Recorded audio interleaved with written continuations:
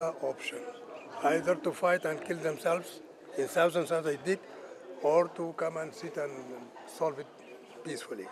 He was speaking on the sidelines of a training by IGAD of ambassadors and other envoys on preventive diplomacy and conflict resolution in Kampala. You're not here because we managed to get funds from the Swiss government. You are here because strategically the whole systems are linked, and we do know where we began and where we're going to go. However, an expert on mediation and political science at the University of Pretoria, Professor Laurie Nathan, warns that both parties are not likely to stop fighting if any of them thinks they are going to win. Now, they might be deluded. In other words, we, as observers or mediators, might look at them and say, you can't win, you will not win.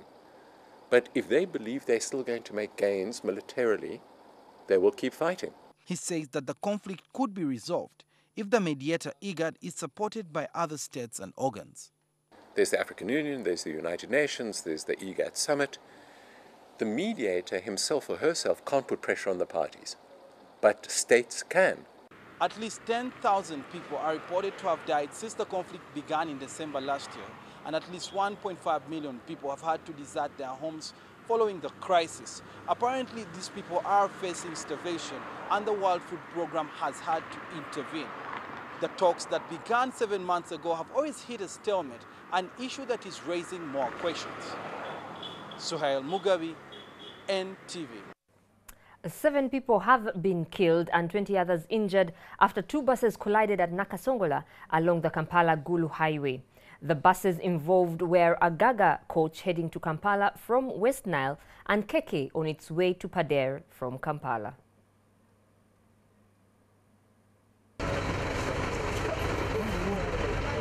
Yes, today at around 1400 hours we've had a fatal accident here at Wabigalo along Kampala-Gulu highway here in Nakasongola district when 2 buses, one of Keke travelers which was coming from Kampala heading towards the north, and according to the passengers, they have told us that they were going to Paida. And another one of Gaga bus company, they had what I can call a head-on collision here at Sasira. In our effort, we have managed to rescue 20 people, whom I can confirm now they are remaining 19. And on the spot, we removed 6 dead bodies. And as I speak now, the number has gone up to 7.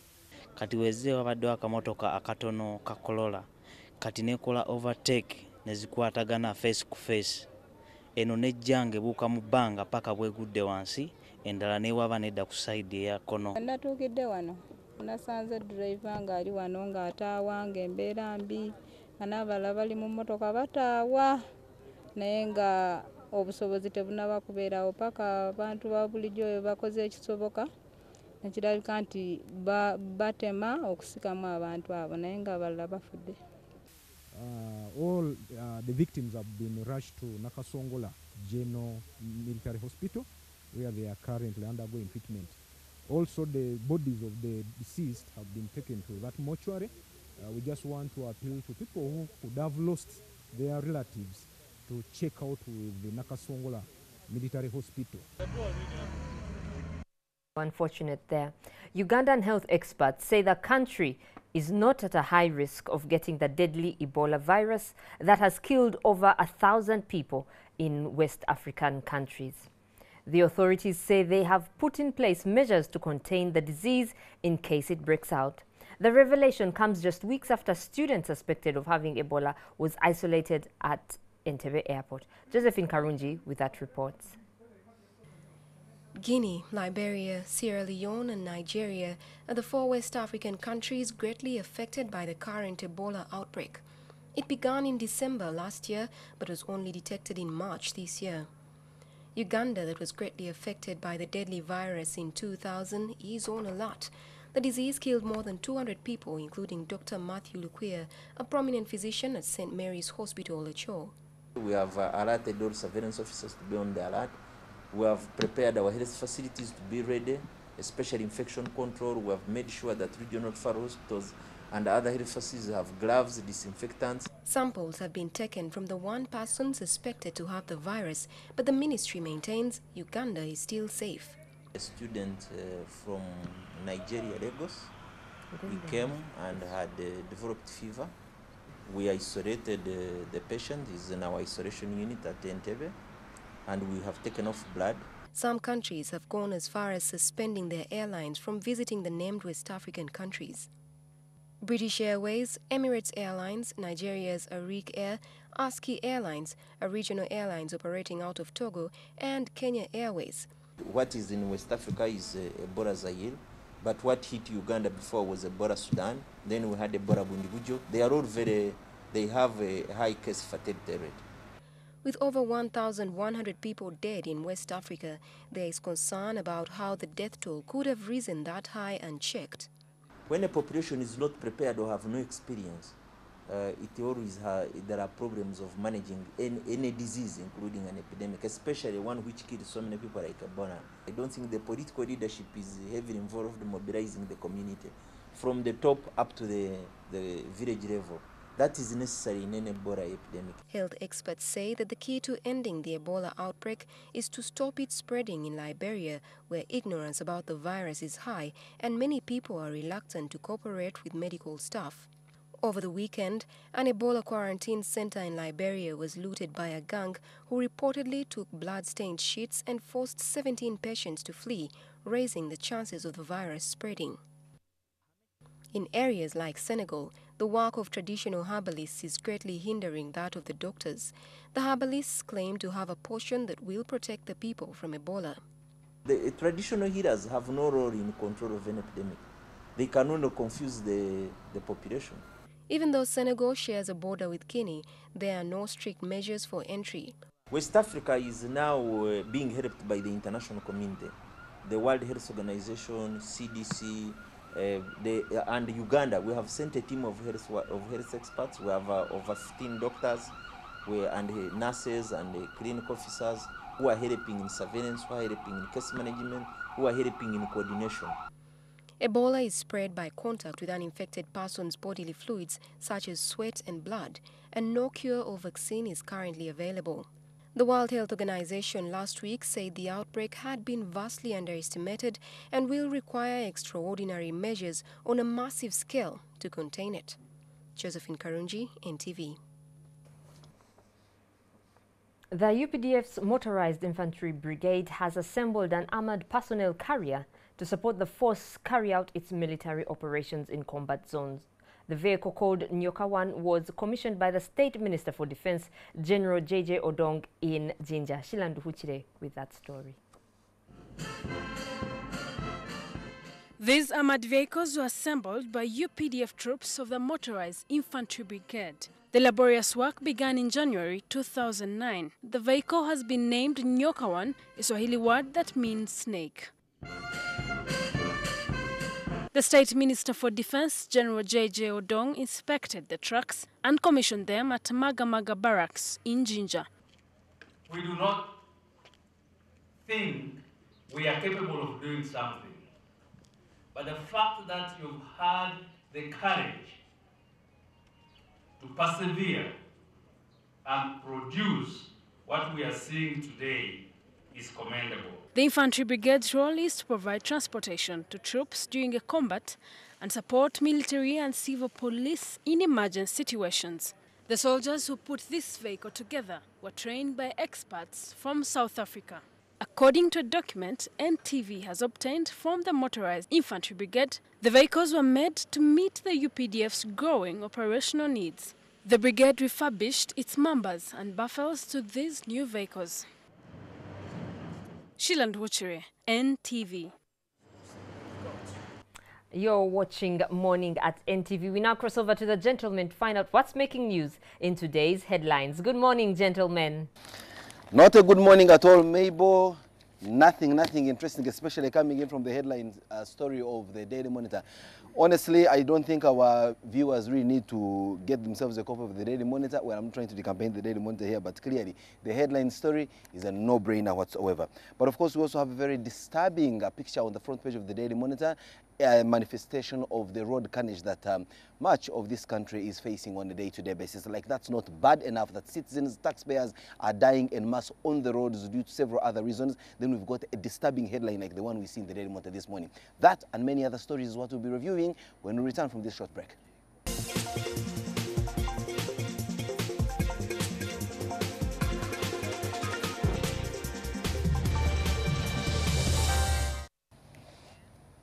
Good morning. It's the 19th day of August 2014, and yes, we're coming to you live from our usual location at the rooftop of the Kampala Serena Hotel. It's the tremendous trio that brings you the press review every morning as a section of Morning at NTV. Good morning, Joel and Brian. Yes. Good morning. Now I have the names right. Is it a good one? You know, we had agreed here, gentleman's agreement, that we're not going Yeah. to talk about anything to do with members of parliament, because I think it is a bunch of blood-sucking vampires who have been bestowed onto us by ourselves, and we have them there posturing as serious politicians, when in essence we just have a bunch of brigands. Yesterday I met a friend of mine who, with the utmost impenitence, as you always use, hounded these MPs. This fellow told me, even before this headline, it's a disturbing one, of course, MPs to get 5 million shillings more every month. This person was telling me, look, I am just sick and tired of this bunch of, then they used the word. This starts with F? And not quite, but it was another of those hard words. And I said, Kasiate has some think-alikes out there. Or it was starting with the word v, with the letter V. V meaning for very what? Vampires. Vampires. Not what you were thinking.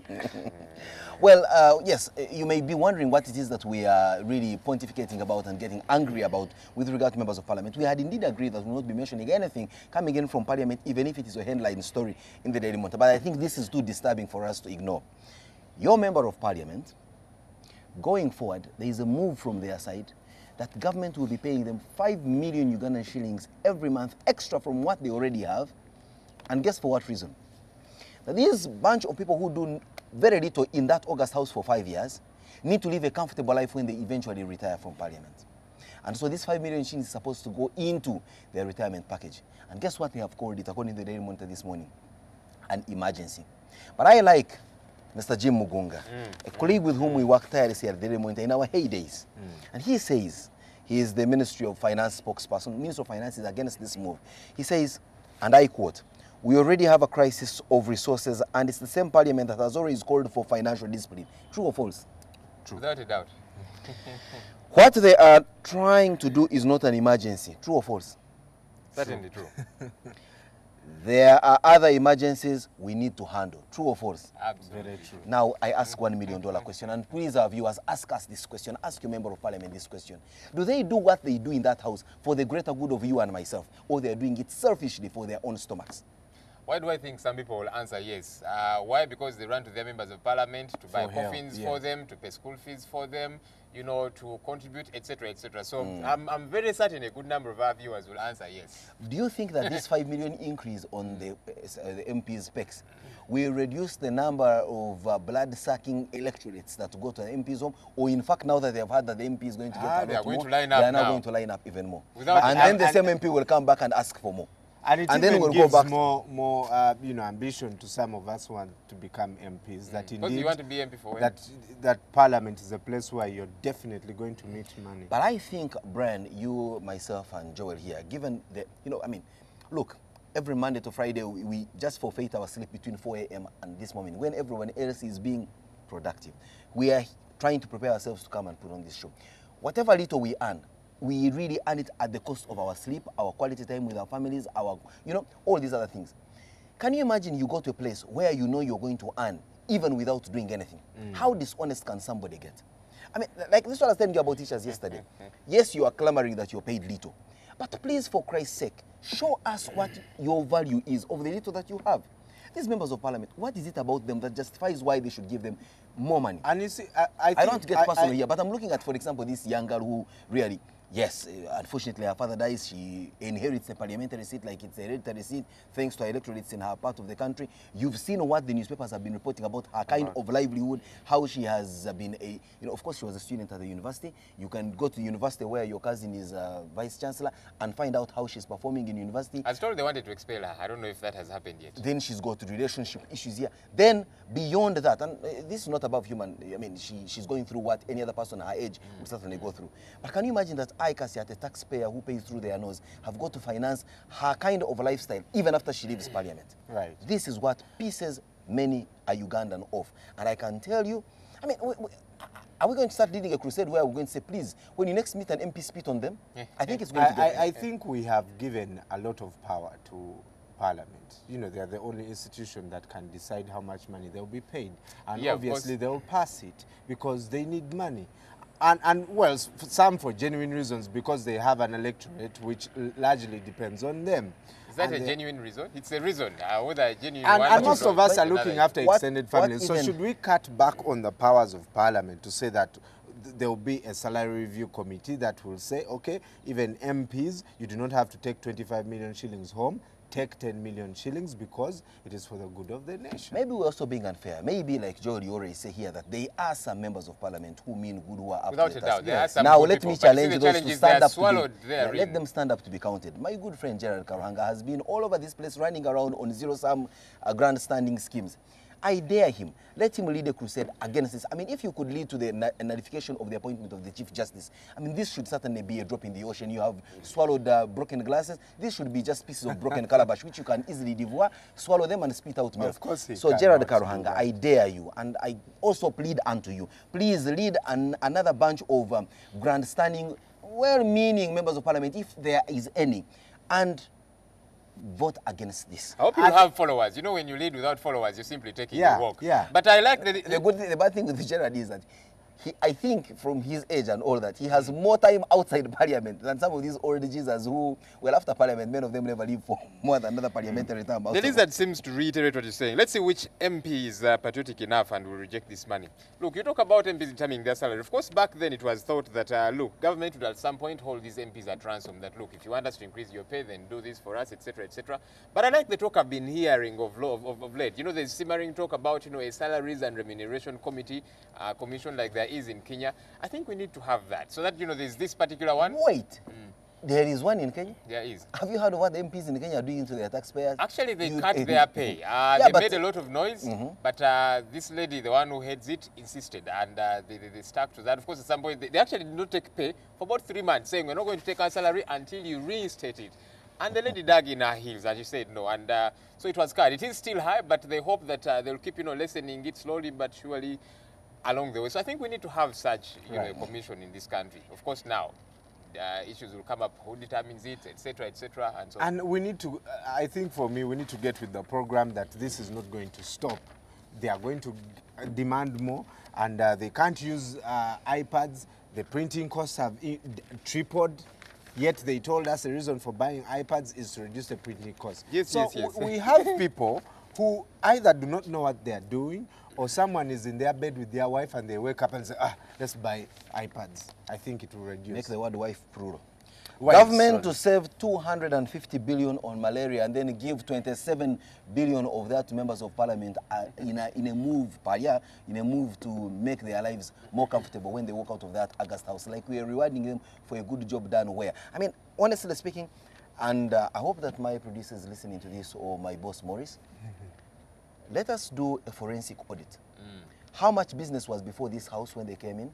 We are now into a certain session of this second session, I think. Especially at committee level. Even if it is at plenary, I mean, the laws to pass an order. Because plenary is fed into by committee. What? Yes. Now, I stopped following what goes on in that house simply because you just don't understand it.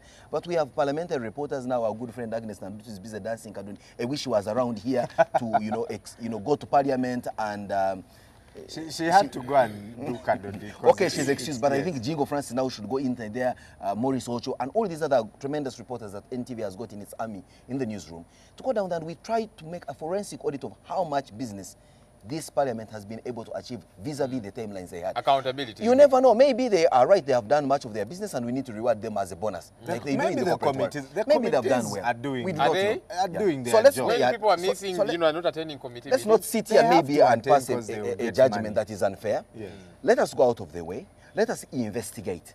I mean, the Hansard is available as a public document. I will contact someone in the communications office, directorate, Katamba and others. They'll give us information on this. How is the house performing? Perhaps it's doing very well and this is a bonus on them. But should it come out that in fact, if they were the ones presenting this show, they only show up twice in a month and want to earn a month's salary, then we'll show them the middle finger. Here on this show, we'll show them the middle finger. Yeah. There you have it. Talk about this malaria. Over the weekend, I was returning from the seashores. Just went to have a good time with friends. And I saw... You were at the sea. He was in Which sea? Mediterranean. Which sea? Sea is a ubiquitous word that can mean lake, etc., etc. But so you are aware. Lake Victoria. I thought you were meaning he wasn't in there, but by the Kamaka's lake. Yes, you are returning from the seaside. We did see mosquito nets all over the place. Blue ones especially. I was thinking, what is going on? So when I see mosquito nets being given out, but previously now, see these are white ones. They were given away and people were using them to fish. Especially at the lake show, and of course others were using them for wedding gowns and so on. I hope they will be used right this time round. You saw Musa Ichuru sometime back on NTV exclusively. People. There you have it. Others were using them as wedding gowns. Wedding gowns? Yes, the white ones especially. Now I think that's why they've given away blue ones. Yeah. Well, there we have it. If it's an FDC wedding, why not? Participating in census is God's command, says the Uganda Bureau of Standards. Now, Mr. Ben Munjereza has taken this to another level. God is what? Well, it's quoting scripture, but again, you might quote other scripture and say, there's a time when the Israelites were counted, and God was angry with them. He smited a good number of them. But I think it's key that we count people, get to know how many we do have. The Israelites were counted, then some were, by God's anger, were... No, it was against God's command. The one that orchestrated it, went against. How do we ensure that this comes to play in our favor, that we get counted? We know that there is 367 some people who sit in that other by God's squad. Government lagged behind in child HIV/AIDS care, says the Minister of Health. And we're asking ourselves when this was, and it's quite a disturbing scenario here, but I hope that the ministry has got mechanisms to ensure that they play catch up, especially with regard to stemming this epidemic. Stop gossiping on phone. This is according to Salam Musumba. She feels, especially young people, spend quite a bit of time, chatting about anything and everything. Well, young people, even older ones, I mean, younger people, you would understand why. They have a lot of things to talk about. They need love and affection. They're not anywhere close Maslow's pyramid of needs. But the thing is, when they are gossiping on the phone, someone is making a kill. They've given them those offers. Yesterday you hosted our friend from Dan Alinange from UNRWA, and this morning Biandala pins Nasasira on the 204. Wasn't the red paper? Yes, on the 24 So it is the current minister trying to pin former minister? Yes. These are the mistakes of Nasasira, and so he's only paying for that. Yeah. Yeah, Nasasira will also come out to blame this one. It will be a ping pong of sorts. Well, of course, I can see a full-page advert there, a response to allegations in the whatever newspaper that UNRWA lost another 36 billion. It is there. And, of course, talking about UNRWA roads and what we use our roads for, front page of the Daily Monitor is showing a very grisly accident that claimed the lives of about 7 people as of yesterday. And this involved 2 buses that had a head-on collision somewhere near Joel's ancestral home in Nakasongola. That place has quickly become a death trap. Yes, we hound government to give us the very best of boulevards and roads, but if we do not have personal responsibility with regard to safety on the road, clearly these roads will be, well, wonderfully paved roads, but on the other hand will be tremendous death traps. So we need to take very good care of ourselves. On Sunday, I told you I was returning from my place only to meet a very grisly accident in between Lukaya and I think Kaya, but one of that long stretch they called Wera. It was a very debilitating accident. You did not want to look from the other side and see exactly how mugged up the car was. I only learned from the newspapers that it was a Subaru. You could never have told it was a car, perhaps something akin to, not even a Sigiri would have that kind of size. I don't know, can police do something about these Subaru racers? And not just Subaru These boys go to... And girls, for the most part. And girls. Wow. They go to game, they line up the Subarus, then they start racing at night. This supermarket, that shopping mall. And they race at night on the stretcher. And They're having fun. They're having a good time. Yeah, right. But of course, Yeah, I know that they're waking up expensive. to this message that life gives. I know a guy I knew worked, I think, with KCCA, also in a Subaru, Yes. whose life ended at the roundabout of Mulago. And interestingly is that they wear helmets in there. They know that what they're doing is certainly debilitating. They wear helmets in there, and I think if it wasn't for his helmet, they wouldn't have possibly recognized his torso, because it's the only part of his body that remained intact, Can you imagine? albeit with a huge crack. And not too long ago, there was another case, about what, a year or so ago, MUM students, somewhere around, it was a Subaru again. But this is on the front page, but again, inside here, 3 died, 10 injured in some other road accidents, etc., etc. Our roads are becoming death knells. Of course, many people blame it on potholes in some parts. The roads are very smooth, but very narrow. But ultimately, really, it is carelessness of drivers. We should style up. It's not even looking for fun. It's absolutely stupid Well, for you to be racing on a very small road with other cars, and that is the thrill of living fast and go furious. go and do bungee jumping. Go and do whitewater rafting. They can't do that in a Subaru. They want to do something in a Subaru. Oh my gosh.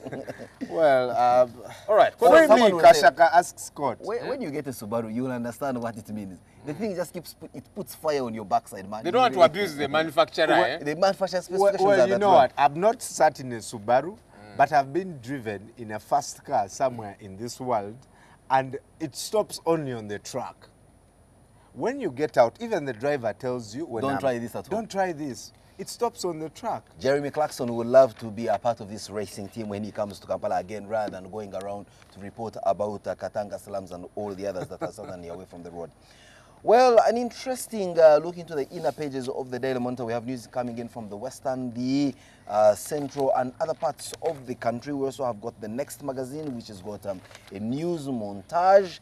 And yes, the cover story for Next magazine is Ebola in the eyes of a Ugandan living in Sierra Leone. Yes, this is Tracy Chacho, who lived in the country, explores why it is the case from her own observations, what it is about Sierra Leone that makes this epidemic run like a wildfire in the Hamatan. In the opinion section of the Daily Monitor, this is one Nicholas Sengoba who is speaking plainly. He says African leaders are globetrotting to tell their story of failure. Why do I believe this guy?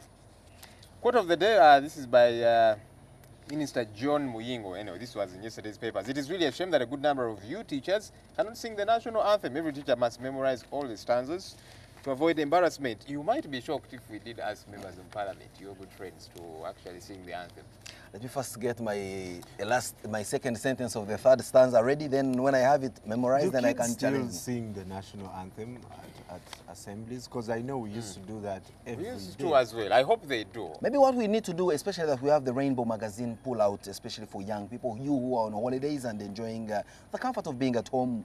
We implore your parents to get you a copy of the Daily Monitor, and you read yourself a copy of Rainbow magazine. But the editor of the Rainbow magazine perhaps should make it their point that every single edition must have at least the national anthem somewhere, so that, you know, it's repeatedly in our face. If they can find some space, I'm sure they can't fail to get space for some 3 stanzas of, oh, God may God uphold thee. But others, you're rendering Alex Mukulu very, very, very important, because he needs to make it more entertaining.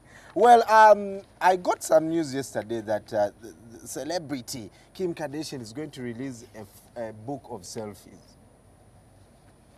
And now I've seen selfies of the president, of Ofono Opondo. He also, I don't know if this is a selfie. Now we're about to see one with the Tamara Mirund. Well, I saw don't know a if this is selfie a selfie of of Ofono Opondo. Oh, quite very interesting, eh? He looks, is that a selfie?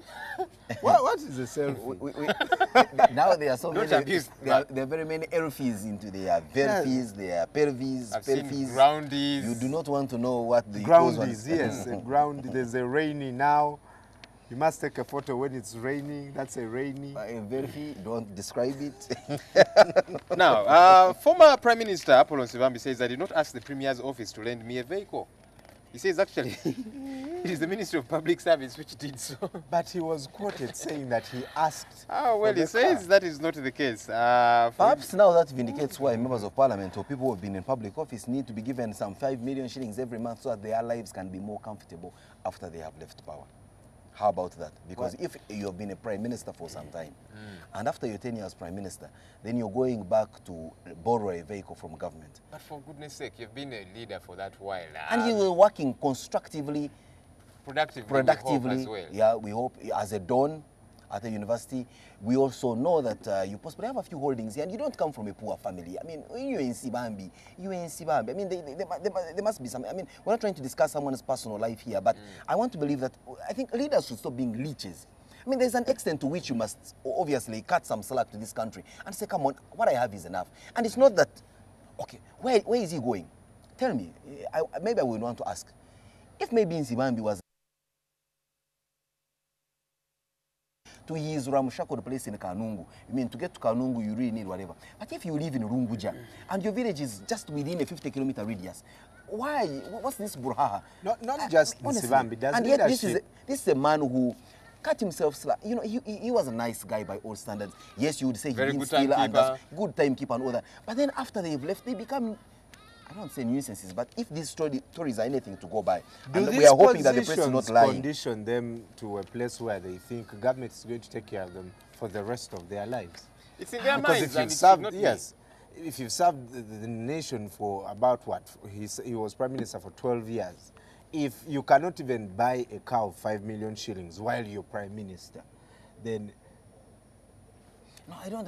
And you know, while they are working in government, they have this aura of deceit that they tell us, we are doing this for the greater good of the country.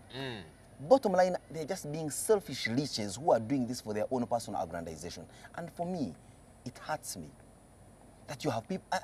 What hurts me is not that they do that. What hurts me is the deceit. You be honest and say, like I've told you here, the day you hear an announcement that Kasiate has been made a minister, you will not hear stories of me after I have been dropped from being a minister, that I'm now here trying to borrow a little Japanese piece of ironmongering from a ministry to take me from point A to point B. When I retire from being a minister, even if it is for 6 months, you will tell a difference. Even if it's for 6 months? Not that I will rob or brigand and all that. Where will it come from then? I want to be, listen, just like I've been able to harness my presence on television. I started this stuff that I'm doing today when I was 19. By my age now, I've used this leverage to open a few doors. Someone meets you and says, you know, you leverage the fact that you make a phone call and introduce yourself. I am Apollon Sibambi, and someone can recognize that for you. So, oh, the good old professor, good morning, what can I do you for? Or what can I do for you? There are positions that you find yourselves in. God blesses you with those positions, and they open doors. I can tell you, Joel, unless you are, I don't want to call you a dimwit, and I know you are not, but after this stint here, even if it's just for 1 year, Joel, you will leverage the fact that people are watching you every morning to make a decent living for yourself, if you're a decent and nice person. Believe you me. But you have such a platform, you squander it and start living in a squalor. After that, you have nobody but yourself to blame. And you should not be seen to go down, take recourse from the public past. No, it is really unfair of these politicians. Real talk, deep talk from Kojaka Sate this morning. Simon says this morning, it has come earlier than expected. All right, women key to growth of church, says Archbishop. Well, we need the men as well. I get bothered. There's many women-led families in this country, and give it to the ladies. My mother did raise me and my siblings, did an awesome job, but we need the fathers, and it's good to see fathers on this set this morning. Well, as we prepare to hand over to Mabel this morning, Mabel, a very interesting scenario here. We've got an interesting picture in the Daily Monitor sports pages. I have, for the first time, seen a picture of a certain English Premier League coach, manager, in shorts. For the life of me, I am wondering whether these legs will certainly take him up to Christmas. Mabel, I think for me this should be a headline. He was in Brazil at the beach. And we're talking about none other than Mulondo's mentor, Arsene Wenger. If you've never seen Wenger in shorts, you do not want to get your heart palpitating. Get yourself a copy of the Daily Monitor. It is Have inside. you seen him in a swimsuit? Wait a minute. Well, Mabel, what's trending on the international scene other than Wenger sporting a pair of shorts in the Daily Monitor this morning in our sports section? Perhaps we also know that Iraq is, Ozore is on fire. And of course, we know that now the overnight curfew that was in this place called Ferguson, interestingly, in Missouri, where an armed guy was shot down just the other day, has been lifted, and the National Guard are patrolling the streets and trying to restore calm in that part of the USA, the place where it is freedom, nothing ever happens, people live ad infinitum and all that. Tell us more. Thank you very much, Simon. There was actually a picture we showed once of Ferguson and Daniel Craig getting out of the water during the recently concluded World Cup in Brazil. It was a very interesting picture. Well, moving on to the international scene, we'll start off with Iraq militants threatening revenge attacks on U.S. They posted a video saying the IS militants will drown the Americans in blood. Iraqi militants, this was in response to the U.S. airstrikes and that America has said they will continue because these IS militants are a threat to Iraq and to the region, according to President Barack Obama. Now, this is clearly one of the biggest stories today on all the international websites. The story of Michael Brown, who was killed in Ferguson, Missouri, about 2 weeks ago. Now, President Obama has reiterated his call for calm as the Attorney General, Eric Holder, prepares to meet officials in Ferguson. He was shot 6 times, and they say he was actually bending when he was trying to be shot. The police still claim that it was a struggle and that he had a gun, but there's actually no evidence of struggle on the teen's body. Again, on the Sky News page, something that has been trending, hashtag if they gunned me down. Black Americans are or African Americans as they call them these days, are really upset that most media houses are using this picture to my left as opposed to the picture on the right.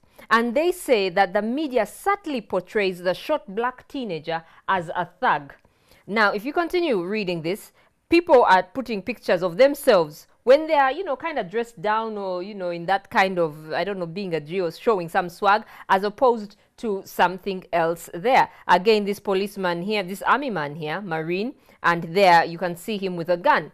Another guy here saying which picture would they use if they actually shot me, if they gunned me down. That's the hashtag if they gunned me down. You can go and visit it, and yeah, it's I think it's really, really sensitive there. On to the BBC page, elephant poaching deaths reach tipping point in Africa. Elephants are being killed more than they are reproducing, and it says Africa's elephants are actually disappearing slowly. Now, Rwanda is to appeal against the Nations Cup disqualifier. The Congolese are insisting that the Rwandese fielded a player who actually plays in Congo. The Rwandese are saying that no, this player actually has one identity. The Congolese have him as someone else, and the player in contention is Birori Dadi, who they claim plays for AS Vita Club using a Congolese passport, and his name in Congo is Etikiyama Agiti. Now you wonder who is telling the truth, but the federation in Rwanda is not taking this lightly, and they say they'll go to the highest court if need be. On to the CNN page, again, protesters police in riot gear after another tense night in Ferguson, Missouri. The Attorney General in the U.S. is going to travel to this town to see what can be done. Now, this is quite interesting here. Lion ripped jeans. And now, a zoo in Japan is selling these lion ripped jeans at $1,500. It could be the latest in fashion trends. They basically throw jeans into a lion's cage, lions, tigers, or bears, and the animals rip them apart, and then they get them out and sell them. So it's quite interesting there. And again, with Reuters, we shall end with the National Guard deploying as the curfew is lifted in the violence-hit town of Missouri. I mean, of Ferguson in the Ferguson, Missouri in the United States. That's all we had for you. Morning at NTV will continue after this break.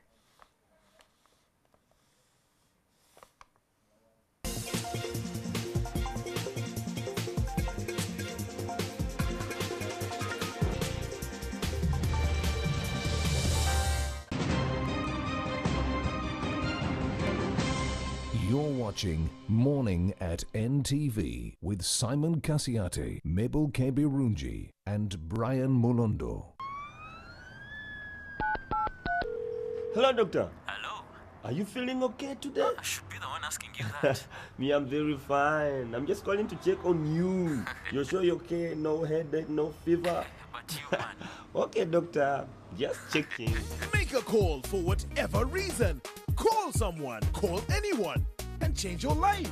Make a call and you could win 100 million shillings, a car, or a smartphone with free data for a year. Plus, win 2 free minutes every day. Airtel. Together we can. Stand up to be counted. Brought to you by UBOS. It's your right. Census is here. Be counted. The information you give is confidential and is only used for planning, policy making, and equitable resource allocation. This leads to improved service delivery to you and your community. So, get ready to be counted. Starting from 28th August to 6th September 2014. Together we count. Stand up to be counted. Brought to you by UBOS. It's your right.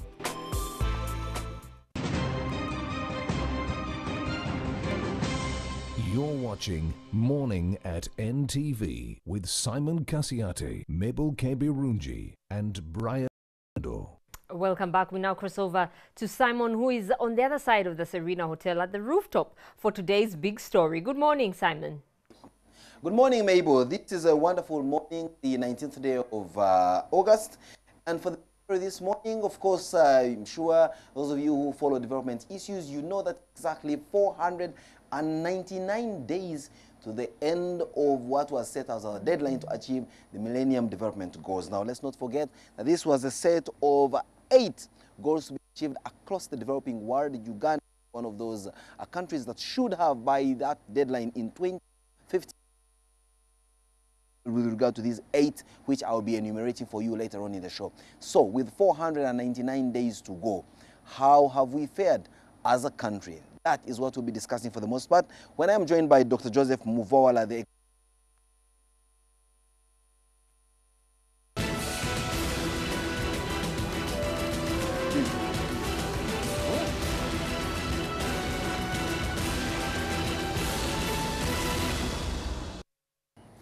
Very good morning once again. Now, the world did sit somewhere and decided that the following should be those goals that should be attained by the developing world for us to say we are living in an almost equal or comfortably living global village. And these include eradicating extreme poverty and hunger, achieving universal primary education, promoting gender equality and empowering women, reducing child mortality rates, improving maternal health, combating HIV, AIDS, malaria, and other diseases, ensuring environmental sustainability, and finally, developing a global partnership for development. What you just heard are the 8 Millennium Goals. A deadline was set, Uganda got themselves very involved, and we hit the ground running, including having a Millennium Development Goals model village somewhere in western Uganda. 499 days to go. How have we fared on this? Of course, I'm sure many of you will say, oh, we have tremendously cut down on achieving universal primary education. We know that we promote gender and equality and the empowering of women. We've tried to reduce the child mortality rates and maybe also improving maternal health. Some will say no. We're combating HIV, AIDS, seriously, malaria, and other diseases. But how about all the others, like ensuring environmental sustainability, developing a global partnership for development? And what exactly does this mean? So joining us this morning on the Big Story Dice is the Executive Director of the National Planning Authority, Dr. Joseph Muvawala. Good morning. Good morning, sir. The National Planning Authority. Yes. I'll start from there. You actually plan for this country? Yes, we do. We do the long-term plans for this country. Is that where we see Vision 2040 emanating from? Yes, you will. When we look at this attainment of the Millennium Development Goals, we've come a long way, and now we have, of course, there is talk of the post-Millennium Development Goals agenda. Yes. But just before that ends in 499 days, Yes. how would you, on a round, general, large paintbrush, how would you position Uganda with regard to attainment of these 8 goals? The position Uganda would hold, I would say, in simple terms, mixed progress. You shoot one very well. Yes. You're very wanting in another. Yes. Let's get on the specifics. Developing a global partnership for development. What exactly is that? It's not as clear as saying reducing child mortality rates. No. It's not as clear as saying ensuring environmental sustainability. No. So what is this animal called developing a global partnership for development? Developing a global partnership entails a few things. And these are that you are dealing on a mutual ground. that you are equal partners, but critically, it deals to do with finance, technology, capacity building, the systemic issues that you have also to deal with. And in finance, you are dealing with how to help countries improve their revenue capacity. That is one, critically. Two, how to help countries deal with their debt. Three, how to send investment in countries. Now, technology, you're dealing with technology transfer. The South-South cooperation, the North-South cooperation, having technology that is environmentally friendly. And in capacity building, you're dealing with helping countries implement their plans. But let's break it down from a language that is mostly like what you've just explained. This is a language that could be understood in the conference hall of Serena, in all these other hotels in town when you have your symposia for stakeholders and you are putting together like-minded people. People are watching us from the comforts of their little domiciles or workplaces, ordinary people who possibly want to feel this from an ordinary perspective. Yes. When you speak to an ordinary guy who doesn't understand your high-sounding language, what exactly is developing a global partnership for development? Is Uganda being able to sit on a round table with the US like how we saw with the African, American cooperation where our president went and they are able to discuss matters of trade and investment at an equal level? Is it a situation where Uganda will say, for us, we have a competitive advantage in agriculture and therefore would expect better terms, tariffs and all that for agricultural produce in, say, UK markets? Is that what, do I understand it? You understand it very well. That is exactly it. That you're equals, which is not very easy to attain. Isn't that even utopian for that matter? Yes, that you are equals in as far as that you are independent as countries, that you have your own policies that need to be respected, and that there is a space in which we're operating. And in operating in that space, we must trade. How far has Uganda gone with regard to attaining this particular goal of the Millennium Development Goals? I would say mixed still. This particular one? And we are far away. Break it down for me. Okay. Trade, which is key. I think we're off the mark. Why? Two things. Unequal trading relationships. That's one. That we are competing in a world and not compete because of the technology, because of the goods that we produce. We produce raw materials, yet. Yeah, but we produce food. Yes. This world is run on nothing but food. Forget about fuel or anything. Yes. All these guys who are doing all these nice things, including Bill Gates, including Zuckerberg, including the guy at Mercedes-Benz, everybody, at the end of the day, will need to drink a wonderful cup of coffee like this one. And it's produced here. Thank you very Someone much. wants to have a good piece of chicken, organic chicken. We have it all here. Someone wants to eat a maize cob that is really organic. We have it here. Why aren't we able to bring them down on their knees to realize that we also have something vital on their table? One, standards. We have to work on our standards. If we are to compete in the market that is so hard to compete in. Two, we have to work on contracts. We have so many cases of contracts that have entered with individuals who export. Because who participates in trade? It's not the government. Maybe the government thought that they are not good at participating in trade. That's why they went for private sector-led growth and development. So now the individuals that participate in trade have to be enhanced in their capacities to participate in this space. We produce the food. Can we meet the contracts? Can we meet the standards that these economies require, which are very high standards? So the issue there should be then, what kind of standards are we able to meet? And what value do we add? You are a national planning authority. You say that you have these long-term plans and all that. Tell me, is there a nexus between you sitting down in a room, closing yourselves up, burning the midnight oil and putting your legs in a cold pool of water and planning for this country, presenting a wonderful document like Vision 2040, and the actuation of this plan and vision? Where do we get the missing up? Because when you read this document, in fact, on the cover page of your 2040 document, I see a speed train. Yes, indeed. That's what you possibly think that Uganda should have by 2040, a speed train somewhere. Yes, indeed. What becomes of us to be unable to meet or actuate these plans that are set by you? Are you being too unrealistic as a national planning authority? Are you out of touch with the realities on the ground? Or do we have a system that simply fails itself? I think we have a system that challenges itself. we have a serious problem with absorptive capacity in this country, which we need to deal with. What's absorptive capacity? Absorptive capacity has to do with your capacity to utilize the resources that you have in your economy in a timely manner. We do a lot of very good planning. What we need to move to is to implement those plans in a timely manner and in a sequential way and in a focused way. Where does the focus get blurred? Where does the time get lost, according to you? The time gets lost in not having ready projects. Yes. There are people with projects gathering dust or anywhere. Let's be honest. I know Dr. Ready Muvala, and viable you're trying to stay clear of the political murky waters. Yes. But let's be honest here. Don't you think that the way the politics is organized and arranged in this country is one of those very huge bottlenecks? Well, you never call a bottleneck huge, but very narrow bottlenecks that make us unable to transit from one point to another point. There are two things. Politics is the key. That we operate in the political world, that a plan in itself is a fulfillment of political aspirations.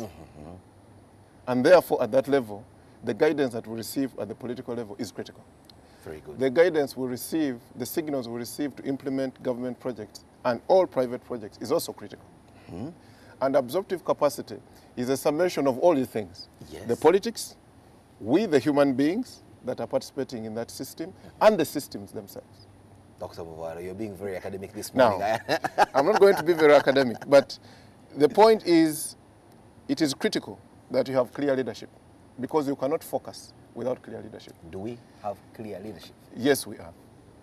This country is focused. But we have challenges. You're not only being academic, now you've become political. What are some of these challenges? The challenges... I'll follow you on the money on that one. You're not escaping this. Let us run on that one. The two things that we have is that, one, we have projects that we want to implement in this country. But every time we talk about a project, they're not ready. Or you have so we lose in the political No. class. We lose 2 years of the first 5 plan trying to make projects ready. And in that making projects ready is a function of the institutions that we have. You have the standard gauge railway as our next biggest project in the plan. The question we ask ourselves, are we ready to start implementing it in the first year of the plan? If press reports are anything to go by, yes, I'm sure it is clearly indicating to you that's not that we are not ready as the people, but there has been a lot of political machinations, left, right, and center. What you possibly called in a light manner, challenges that we have.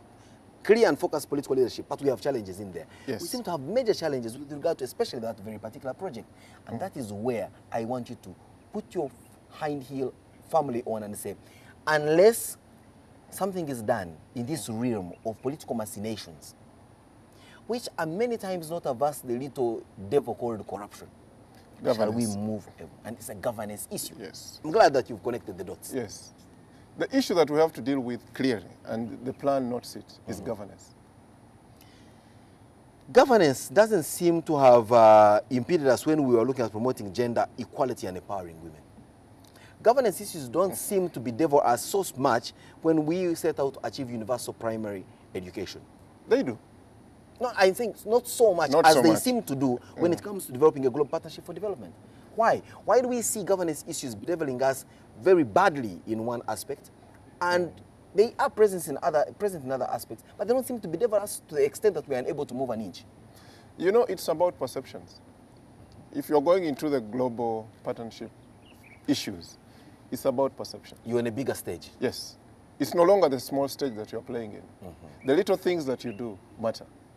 How you run your economy matters. How people perceive your governance ratings matter. How people perceive your education system matters. How people perceive every little thing matters. The one thing that is happening in this country, that the cost of doing business is going up. And one wonders and that's who not good benefits, news. And one wonders who benefits from this. Speculators, governance issues, still. We know that beyond the Millennium Development Goal, we have what we call now Sustainable Development Agenda. Yes. We are, on a scale of 0 to 10, maybe around 6 with regard to attainment of the Millennium Development Goals, if I'm right. You're not far away from the Exactly. mark. Yes. How, therefore, with this 60% rating, are we going to firmly say with a sustainable development agenda, we will mean some business when we get to that point. You know, the beauty with these goals has been that they have helped us to focus and benchmark. Now, the SDGs are country-specific. There's a difference. They are not global. You will take the one size fits indicators, all.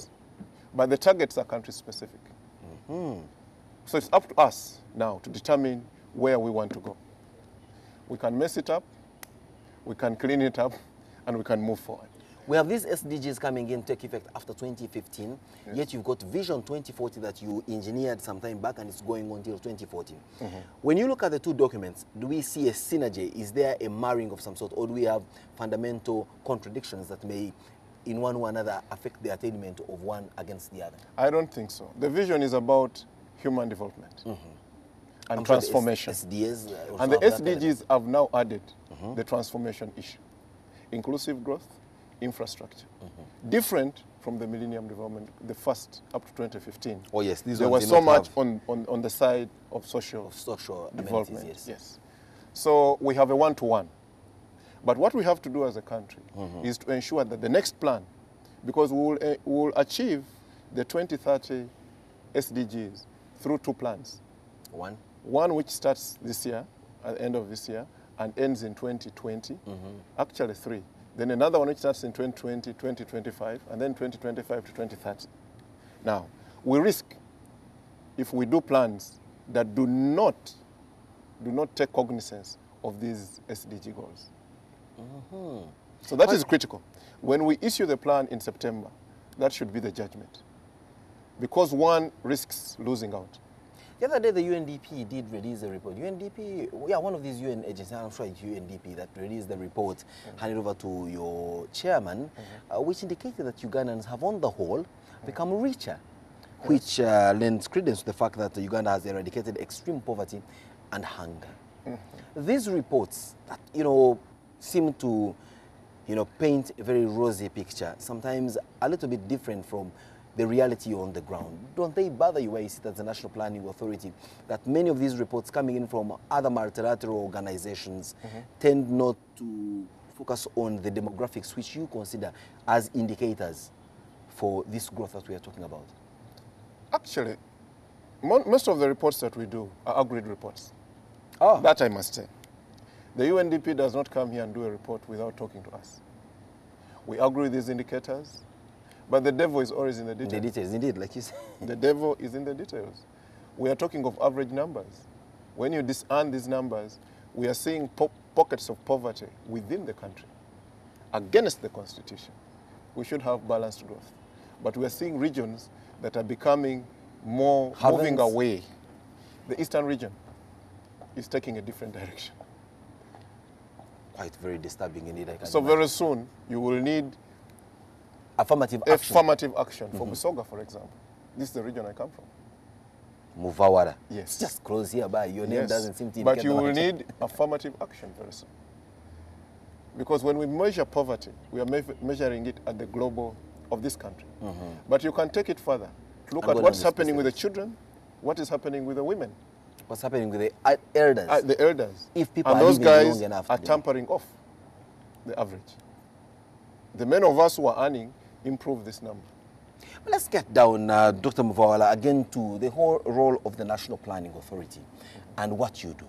People will say you generate very wonderful documents. They have tremendous roadmaps and indications on which way to go. But tell me the level of frustration, and I'm sure there is a lot of frustration that you as a planning authority do face, especially after putting together a very nice document and you see little being done in actuating it. Haven't you thought of saying maybe let's expand our mandate to the extent that we do not only plan and produce these wonderful plans, but we have an actuation arm that helps in actuating these plans that we generate? One, the actuation plan exists. And we don't have to expand our mandate. People simply need to do their job.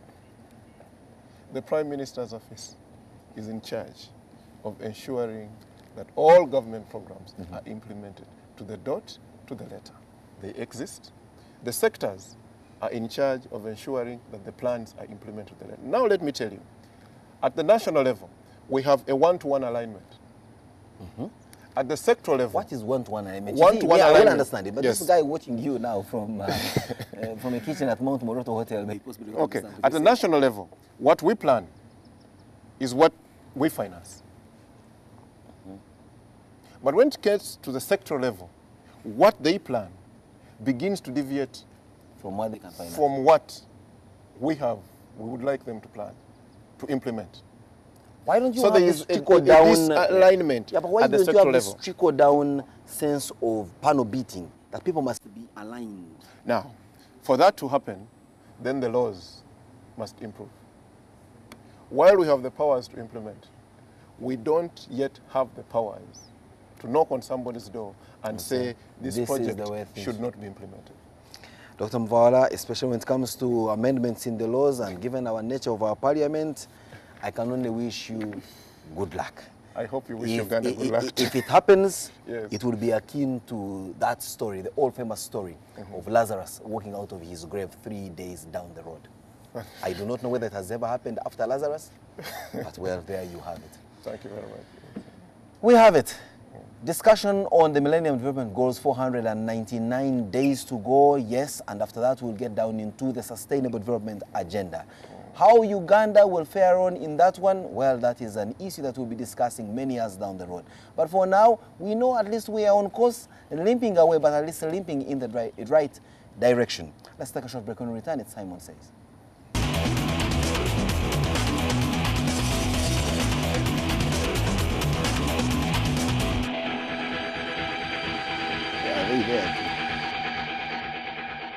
Certificate of compliance. And that is Welcome back.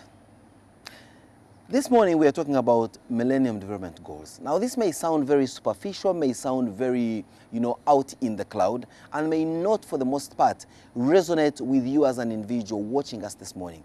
But make no mistake, it does affect you. Because in one way or another, some of these, we're ensuring that our governments eradicate extreme poverty and hunger. Now you may say, well, you have just had a sumptuous breakfast, you have been able to afford it. But remember, there are many of your kith and kin who are unable to attain what you've just had, a sumptuous meal to start off your day. And many of these will have a domino effect with regard to your comfort. Because if your relatives down where they come from, like Dr. Mvawala here coming in from Busoga, perhaps, are you from Ivukula? No. Budondo. See, I could almost get. Budondo, very close to the ESCOM operations at Narubari. Yes. Not very far away from there.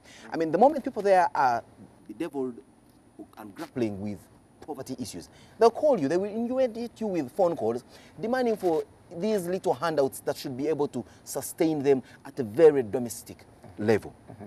Achieving universal primary education. Yes, children are going to school. There's mass enrollment in universal primary education. But what's the quality of the education these children are getting? Eventually, if you have distinguished yourself and you run a certain business and you want to employ Ugandans of quality, you may not get them in the future if the quality of this education is not up to the mark. So you see how it's affecting you in the long run. Promoting gender equality and empowering women. Did I say much more on that one? Certainly you all know what the absence of which would certainly mean to the balance of the situation with regard to our relations with the members of the fairer sex. Reducing child mortality rates and improving maternal health. This MDG 4 and 5 always tend to go hand in hand. Our mothers surviving their cardinal duty of childbirth. Are our children living longer than their 5th birthdays? If they are not, it certainly has an effect on each one of us, because it could be your wife, your mother, your own relative. You find yourself in a situation where you've got to take care of the situation where they are unable to live past their first pregnancy or any prior pregnancy after that. Combating HIV, AIDS, malaria, and other diseases. Well, we all know that Uganda did bite the bullet with regard to HIV and AIDS eradication. But you know that HIV AIDS is not eradicated in this country. It's still alive and debilitatingly so. Malaria continues to kill us. That's why you see the president just this week, over the weekend, going around the country distributing mosquito nets. That's the level to which we've gone, and other diseases, of course. Environmental sustainability. Now, when it just rains a little bit in this city and you eventually become a sea of stagnant, dirty water, it clearly tells you that something is wrong in the ecosystem. Something has been tampered with. And do not say that when someone is cutting down forests or debilitating a swamp somewhere close to you and you just turn a blind eye, it won't affect you. It will. That's why your cars will be hit by trees. You will be unable to move from point A to point B when it rains. chastity simply because something is done and done the wrong way. You may not have much to do with developing a global partnership for development, but if you are a farmer or engaged in some kind of production, ensure that what you're producing meets international standards, that your coffee is just beyond coffee beans and will be shelved in the shelves of Tesco supermarket or Waitrose, whatever they call it in the UK, and you earn some bread. All these are not government Millennium Development Goals per se. They are development goals for we individuals. And that's what I keep telling you every morning, that the collective sum of ensuring that we attain all these at a very personal level is what will have the domino effect of ensuring that this country moves in the positive direction of attainment of all this. I can't preach it further. Now let's get down to the Sustainable Development Agenda. We hope that we will have positioned ourselves, having learned from the Millennium Development Goals, of what our cardinal role as individuals ought to be. Have a wonderful and productive morning. We'll return to the same kind of discussion with a big story again tomorrow, same time, same place. You're watching Morning at NTV with Simon Kasiate, Mabel Kebirunji and Brian Mulondo. Coming soon on NTV.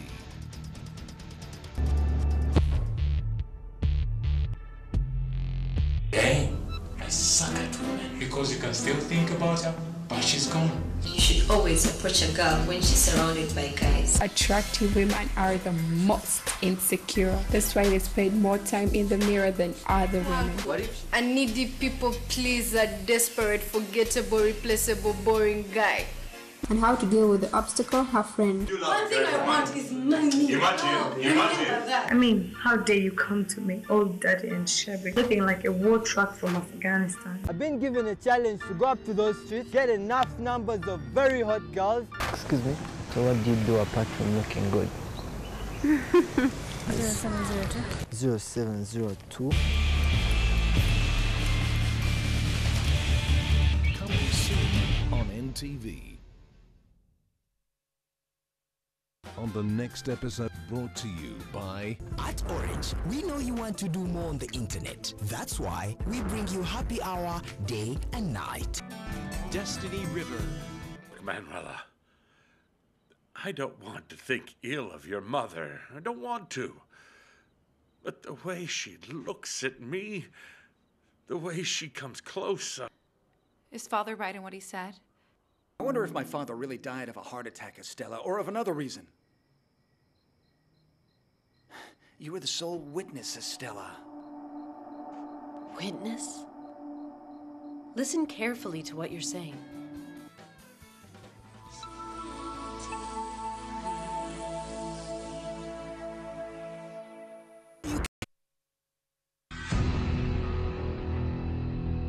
Mubonyumirwa ebyemizannyo jangu nkulage. Does! And Adam Johnson, the boyhood Newcastle United man, Derek, flying in the face of all football logic. A magnificent goal by Robin van Persie. Ferdinand! Everton lead at Old Trafford. Walcott, Giroud. Suarez. Super Suarez. Hazard backs it up.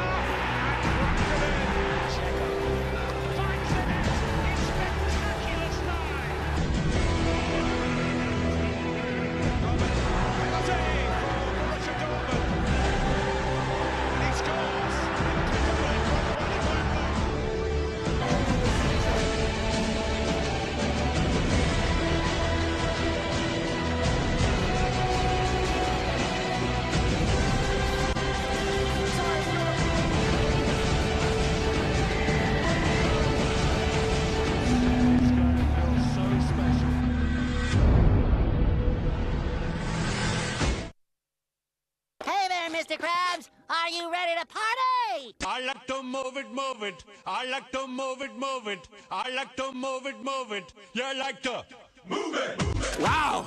Hello, fellow motor enthusiastics. Oh, Mr. Krabs, isn't there any way for us to return all of them back to normal? Hey! How did he do that? The Red Ranger's a bigger problem than I thought. It's time to finish this thing up! What can I do to make them love me again? What are you drawing, Kitty? Mega Rangers?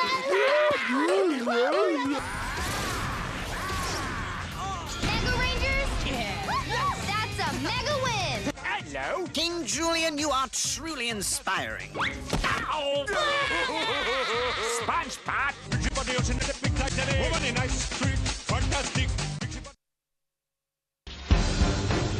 Kampala has been voted in the past. They can only crack down or stop individual strikes and individual demonstrations, but I don't think they can stop the growth of militancy. No holds barred. Besigye and Lukwago have particular grievances against the government, some legitimate, some misguided. What should the police do? Of course, the police has to intervene, A, to protect the power of President Yoweri Museveni and the NRM from disruption by Besigye and Lukwago. FDC lacks a glue to hold its coalition of different power-hungry individuals together. Incisive. You see, the NRM is more divided internally than the FDC. The advantage with the NRM is it has political power. Analytical. I think that one of the best organizations is crap. In fact, I think that the opposition parties in Uganda have to win an election in an unfair and unleveled ground. Newsnight with Andrew Mwenda.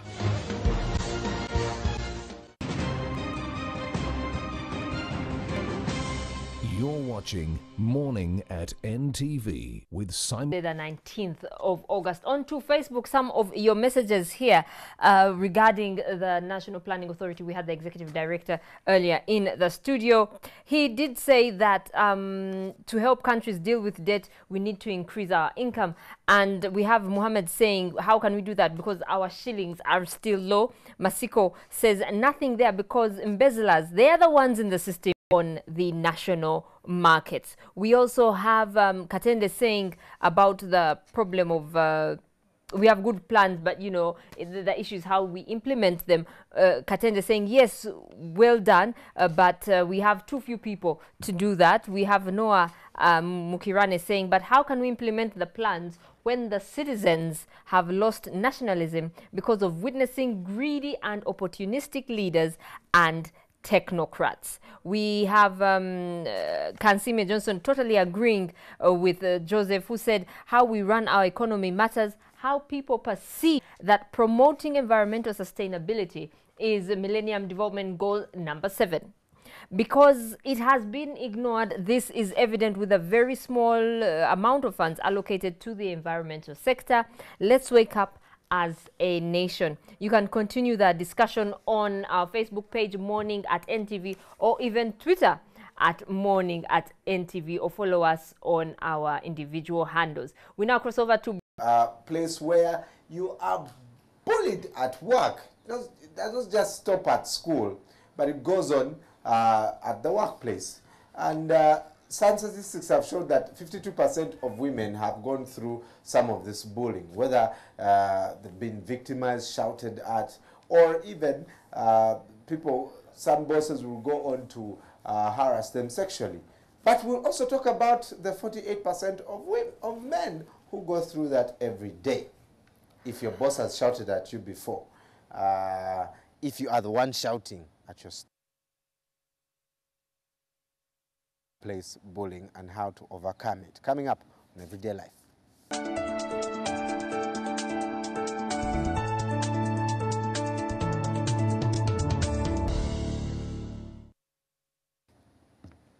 And joining me this morning is Humphrey Asima, the CEO of Puissance Group.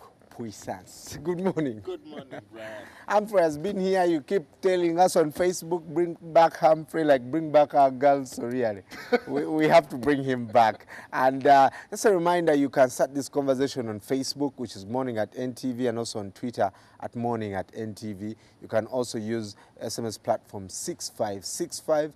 And a reminder that our website, our new website, is up and running, ntv.co.ug, and go to an icon. Someone may ask, wow, workplace bullying, it only stops at school. That ends there. And for the benefit of our viewers, in a layman's language, what basically happens is where a supervisor or an individual in the workplace takes another for granted, okay, unnecessary tasks, denying them their rights, for example, workplace bullying. Because every single one of us needs to be able to work and enjoy our work, all right? And we are entitled to a workplace environment that is conducive for us to flourish, for us to grow in, and for us to be productive in. Unfortunately, that does not exist in some places because of this vice, harassment, okay? It can happen in either forms. The ladies are more prone because of the whole sexual harassment angle that seems to be coming as well. Right. Yeah. Let's look at, say, specifics. You Yes. know, like rights. You're in a busy environment. Like, we need you at the job. Yes. So don't come here and ask me for leave. If I tell you it's not possible, would you still say that's bullying?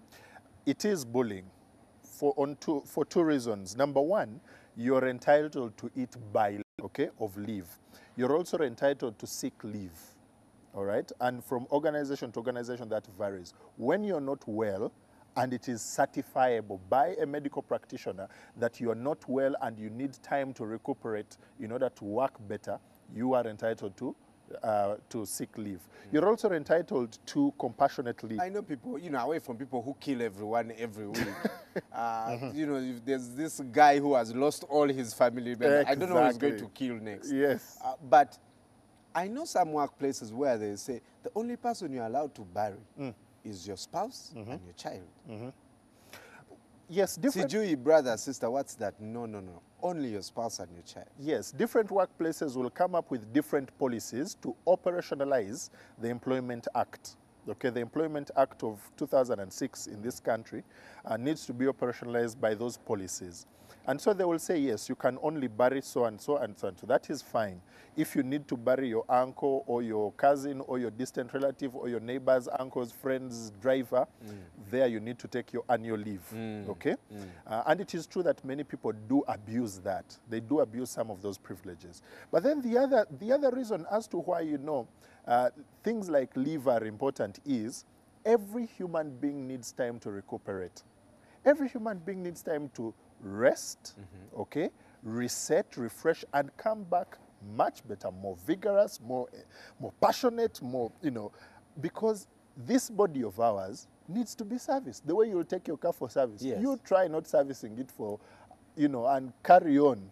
It will one day embarrass you. Yes. That's the very same thing with this body. Sooner or later, it will embarrass you. Sooner or later, it begins to break down. And so, as an employer, if I want my staff, okay, to give their very best, I will give them what is their due.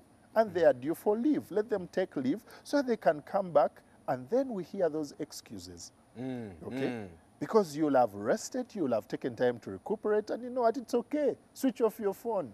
Don't respond to emails. Hand over your responsibilities to somebody else. Because there are some people, when they go on leave, they go with the office, okay? The approval has still got to be done by so to leave, but then also we need that leave in order to perform better. Right. Because the idea is better productivity. Why is it hard, for example, for bosses to understand that? It's a myopic view. Some people do not think greater than or further. Life is about work, work, work, work, work. But the truth of the matter is you have relatives. You have your health to take care of. You have people who are suffering with stress and all those kinds of things.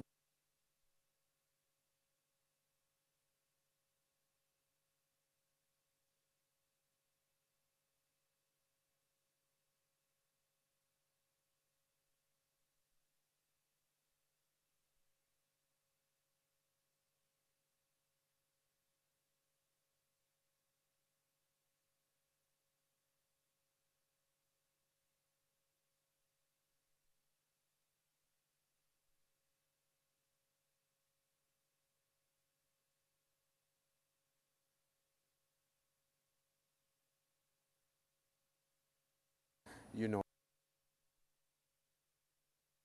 bullying. That is a very good question, Brian. How do you know that you're being bullied? If you're being picked on, okay? If you're being picked on a lot of the time, okay? If you're being overloaded with tasks, okay?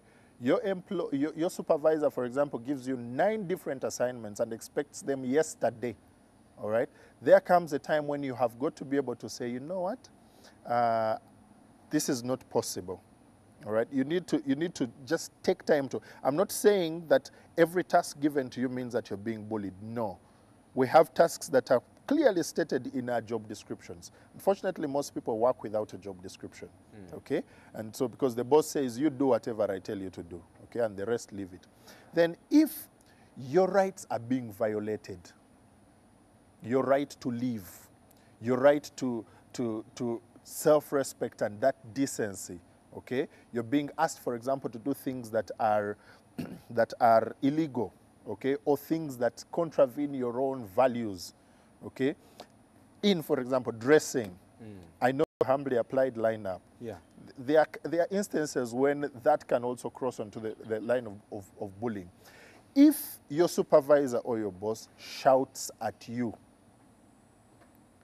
for whatever reason, there is no human being on earth who is worth shouting at. Nobody deserves to be shouted at. Because I was going to say, some people deserve to be shouted at. What do you do? Or some people don't get it for a long time. So, and as the supervisor, when you shout, you're so frustrated to the point of... Respect comes from, allow me to lead you. Fear comes from, I am your boss. When I say jump, you ask how high. I own you, so do what I say. Nobody should be shouted at. Nobody should be shouted at. And you find many times that people who shout, advise anybody who is being shouted at, first and foremost, try not to take it personal. Secondly, if you have the ability or if you have the opportunity to go to that person, you know, in private and say to them, the other day you shouted at me, I would rather next time kindly talk to me because this is how it affected me. If you're able to do that, okay? You do not to take it. Fantastic. Well, if you're just joining us, we're looking at workplace bullying. Being shouted at, shouting, because I know lots of people shout. If you're shouting at someone, if you've been victimized at the workplace, I know people who complain, you know, I can't get away from this place. The work is a lot.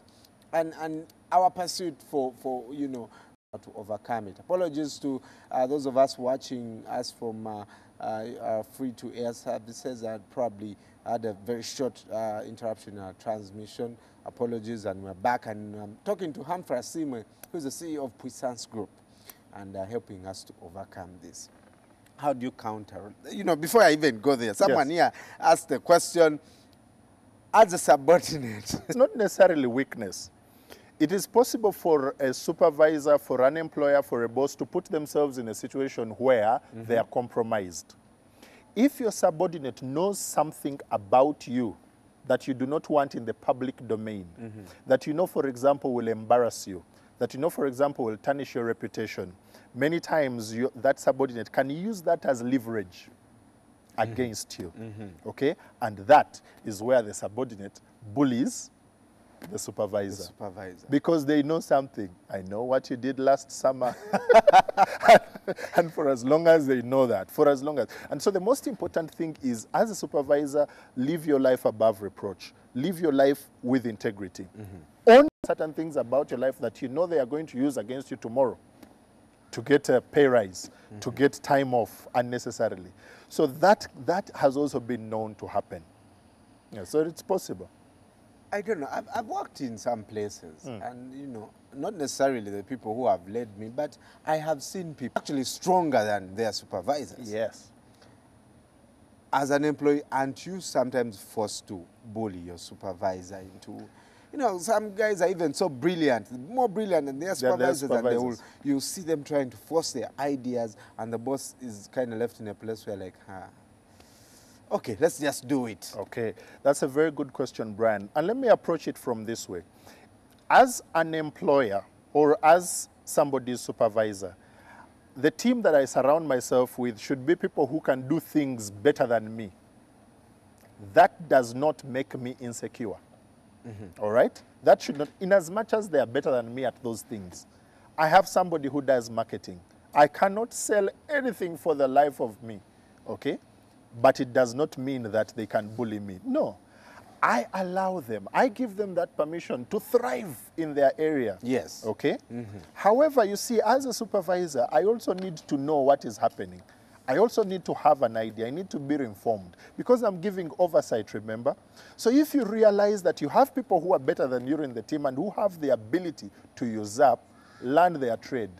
Learn that thing that they seem to be using as leverage, okay? And secondly, don't be insecure. You be secure in the fact that, hey, whether you like it or not, I'm the supervisor for now. I'm the one who signs your check. I'm the one who signs your paycheck, okay? So, I mean, get used to it for now. That's my leverage. Yes, but at the end of it all, okay, relate. I'm going to mention a team like that for security reasons. Like Man U? I didn't say it. Question here. Yes. How do I performance manage a worker without being accused of bullying them? Very good. One, document. Document the targets that you're giving to them, okay? The expectations. I need you to do this, I need you to do this, I need you to do this. Number two, make sure that whatever you're requiring of them is fair. Fair, okay? It is possible in a team for somebody to single out an individual and just push everything to them, probably because they are the best performer or probably because you just want to fail them. Yeah. But make sure it is fair. Make sure what is good for the goose is also good for the gander, all right? And number three, please respect this person, okay? Listen to them. Listen to their opinion. If they have a reason as to why they think they may not be able to perform, yes, consider it, okay? But it should not stop you from setting the ground rules and saying, please, make sure you do what is required of you. And number four, it's very important to remain within the boundaries of what is legal. Do things legally. Yes. Because there's a very thin line. It's very possible to jump off into the realm of illegality. Yes. Requiring somebody, for example, to miss their leave because you expect them to perform over and above. That is illegal in a sense, okay? In as much as nobody will report it. Right. Yeah. Other workplaces, you know, have trade unions where workers can go and report this. In Uganda, you know, is there a place where I can report that I'm being bullied? Yes, there is. First, what I would encourage somebody who is being bullied to do is open channels of communication. If your supervisor, for example, seems to be passing you tasks that are unfair, okay? Respond, for example, in an email and copy other people, okay? Copy other people. That shields you as well. Number two, in an organization, the human resource people or the human resource practitioners are meant to be the staff's champions. The champion staff issues. Loop them in. Hopefully they are not the bullies, okay? Yeah. But loop them in. Let them know, even if it is just for knowing sake to document. And then thirdly, there are places that you can report this. There is what is called the Equal Opportunities Commission, where people have been encouraged, you know what, to go and you can just Google it and find out, okay? It was set up recently around 2010. Where people can report any kind, where you feel there is a bit of inequality in, you know, and those things are investigated. But before you go that far, seek counsel. And that is why some of us exist. Come, let's sit, let's talk. Let's see, there could be a better way. Yes. Usually, for a bully needs a target. Sometimes what it takes is for you to stop being the target. Okay, to be assertive. So maybe instead some of aggressive. some of us may even be doing the wrong thing at that job. So if you talk to someone, you can switch that and be a better employee. Exactly. Always a pleasure to talk to you. Thank you. Well, my producer and director is bullying me, so I will stop this. I'll come and we talk this, yeah? Face to face. But Isma is standing by on the other side. Isma, a very good morning, and what do we have on the sports menu this morning? Good morning, Brian. Later today, I'll have a moment of silence for the pass from Cesc Fabregas. It's only the first of the season, but I think last night I saw the pass of the season as Chelsea won at Burnley. We'll talk about that. We'll also delve into KCC's preparation for that quarterfinal tomorrow against the South Sudanese side at Labara. We'll have a bit of Arsenal. They are in the Champions League later today. They travel to Turkey to play Besiktas. That I know when you get to sport. But it's 23 on to 9. When we come back, we'll be talking sports. Stay with us.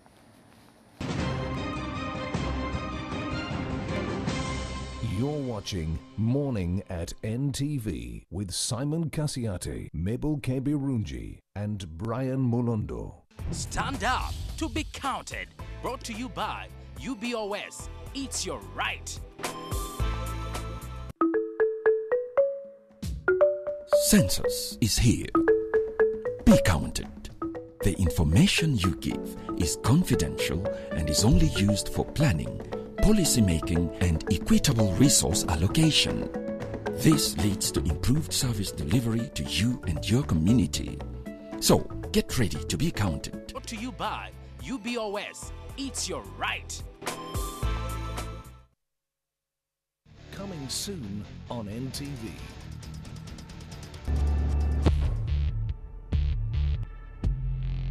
Hey, I suck at women. Because you can still think about her, but she's gone. You should always approach a girl when she's surrounded by guys. Attractive women are the most insecure. That's why they spend more time in the mirror than other women. What if a needy people pleaser, desperate, forgettable, replaceable, boring guy? And how to deal with the obstacle, her friend. Good. 0702. 0702. Coming soon on NTV. I'm gonna blow your mind and I'm gonna twist your taste buds.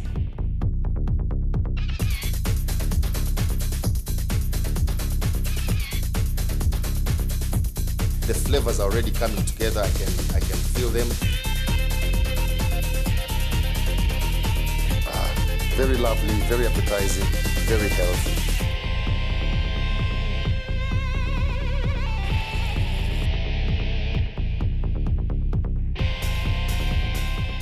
Remember, the way you see it, the way you like it, is the way you get it from my kitchen to your kitchen.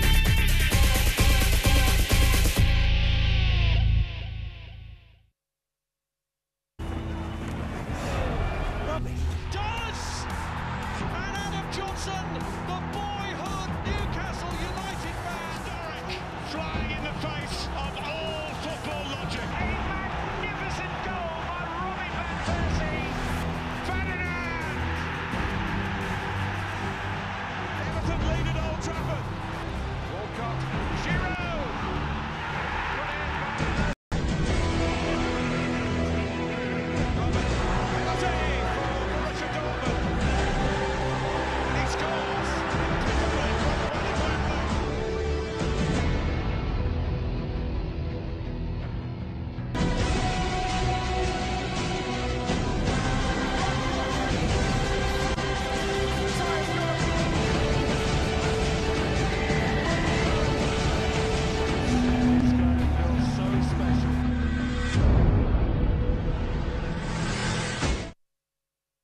On the next episode, brought to you by At Orange, we know you want to do more on the internet. That's why we bring... The way she comes closer. Is father right in what he said? I wonder if my father really died of a heart attack, Estella, or of another reason. You were the sole witness, Estella. Witness? Listen carefully to what you're saying.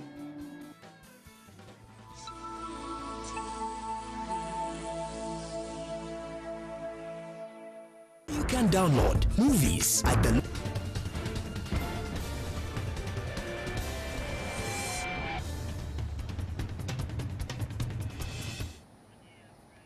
www.ntv.co.ug is the new website. Beautiful. No clutter. Clean. Just like NTV. Go there and check out that website. Go to Watch Live and stream this show live. And of course, youtube.com/NTV Uganda.co.ug. You can also go and get the show. All the other episodes you've missed are all there from the time we started in Feb. 3rd February. I look at those pictures and I say, thank God. Yes. The worst part of my life is that if you ask me about my birthday, I wouldn't remember. But days like 3rd Feb, or when Omumuli started on January 21st, 2013, I would never forget those. Or when I ran my first story in the Daily Monitor, December 16, 2007. Or the first time I appeared on radio, 21st March 2009. Now my birthday, I'm very sorry. Actually, birthdays are weird. Yeah. Like for me, you know, I remember in the morning when I see a message from someone, happy birthday, Brian, but by 4 p.m., I don't remember. Like, okay, hey, today is my birthday. Hey, okay. Yeah. So 3rd Feb is when we started this show, and it's been brilliant. Thank you so much for loving us. Go to our Facebook page, Morning at NTV, and of course you can tweet us. Tag us on those tweets at MBGold2, at Mebkeb, at Dakabachigongo. And I don't know if I'm bullying her this morning, the boss at Agik. Do they? It's some of the teams that don't care, because I think some of the teams that are going playing at the Zone 5 Club Championship that starts on Monday in Mombasa, and I've got to say probably in this forum that I'll be there to watch it for Ugandan side. In Mombasa? Yeah. When? They start playing on Mombasa. So some of the teams I think that are playing at the Zone 5 care less because they want to go there and have all their players fit. For example, today, City Oil was supposed to be playing against KIU at the YMCA, but City Oil decided that they wanted the game to be called off. Yet this game was rescheduled after a bit of rain a few weeks ago when we talked about how rain had washed City Oil, UCU Lady Cannons and KCC Leopards for a week, which means they'll be away for the days preceding the week and some days superseding playing Mombasa. So it's going to be that kind of thing. And I have a fear that with the Zone 5 Nations Championship coming back here late December 23rd, some of us would care less, but I know for people who want to go to their villages for their Christmas, yeah, like it would be quite something for some of the fans. I think they would miss the later part of the playoffs. Yeah. Well, on to rugby. If Justin and Oscar, Justin go, for me, the best player in the league last season, the outside centre there for the Cobs, and Justin is Justin. When he's on the pitch, you almost guaranteed a try somewhere. He hasn't made a habit of scoring against the Heathens, so he's going to that final on Saturday. That will broadcast live on NTV. Within Cobs, and I know their coach Fred Mudola will tell you that we've played games and won without our best players, especially the Uganda Cup final when they beat up on Pirates a few years ago. They had Patrick Leku come in at 10. They had all kinds of changes and eventually won the game. But I think these are probably the most two important players in the Cobs backline, the two alongside Joseph Haredo. If both don't know the times. But KCCA take a rest day today, but Nsimbe should be pleased with the quarter-final draw. He should be, because if there was a hurt and you're given an option of playing Azam too long ago, so they're a country that has yet to play at this level. And as they take a rest day today, KCC, Yasin Mugabe, their goalkeeper, didn't train yesterday because of an injury. That would be a bit of trouble, I think, for George Nsimbe if he doesn't play tomorrow. But if I was to choose, if I'm KCC and there are 7 opponents before me, and I had coaching in South Sudan for quite a year, former coach at Skoll, at Express for the national team, it's got to be quite something that you're feeling extremely Ugandan. But I've got to say, if KCC don't get to the set of confidence, he'll speak to them like he knows Uganda in and out like the back of his palm. But eventually, it will come down to the quality. They are here, having played well at Labara, and no one would have expected at Labara to get this far. But now that they are here, KCC have got to respect them. And that for me reminds me of what they did in the group stages. They beat up on the bigger sides, Goma here and APR, forgot about Djibouti Telecom. Now if they forget about at Labara and minimize the team and think at Labara is weaker, then they will be in big trouble. They'll be punished. They'll be punished for it. They'll be punished against Djibouti Telecom, once beaten. Chelsea is the team to beat this season. Now, from what you saw yesterday, was that the best game? To beat? Is it okay? Not the beat, to watch. Okay. Okay. Yeah. Okay. The team to watch. They are installed at side to But favorites. in a way, the team to beat, if they want to get to the top, they have to make sure they keep on beating. You have to beat Chelsea, I think, to win the league. I think for me, they are title favorites. And yesterday, that Fabregas pass for the second goal, Andre Scholler, put me in that position at Barrett because the pass was so good. It would make the worst player in the world do the easiest thing. But I've got to say that while Chelsea are everyone's title favorites, and Mourinho knows that if he doesn't win, he'll get sacked. There are 3 goals. There are Diego Costa score in his first game. There had Fabregas play that blind of a pass. There had Branislav Ivanovic score the 3rd. I think in that moment, Chelsea must have felt all the confidence in order to go on and win the league. But the league is a marathon. We can't be judging them against Burnley. A Burnley side that for me tactically got it wrong after they got the goal. I thought they could have been a little more solid. Because you're playing Chelsea, you've got to respect them. I said, hell no. It's Man City, and I've been in there, and I have a feeling that For me, it's only 2 title contenders, Chelsea and Man City, because they have the squads that are going to be quite challenging. Look at it last night. Chelsea had Willian come off a bench. How many teams have that luxury? £30 million worth of talent coming off a bench. So probably their biggest problem for me is going to be John Terry. Is to say that for me, the underlying thing is that if Chelsea don't win the league, Mourinho knows he won't have a job at Stamford Bridge. Yeah, I really don't know what happens. What about Champions League? I'm sure he'll find an excuse. They eventually won the Champions because I think it was the dream of Abramovich back in 2012. They eventually did it. He has that dream, I'm sure. Yeah, he does, but yeah. Is it actually? Because Arsenal, they surprise a lot. They could just in a bad way? Yes, in a very bad way. But one of the things that Arsene Wenger has made a habit of is that they go through the Champions League qualifiers without much trouble. Over the years, even when Arsenal have finished 4th, probably many people have the fear that they won't do well in the Champions. And for me, as far as I can remember, when Arsenal have gone through this 3rd qualifying round to get into the group stages, the toughest game they played was about 3 years ago against Udinese.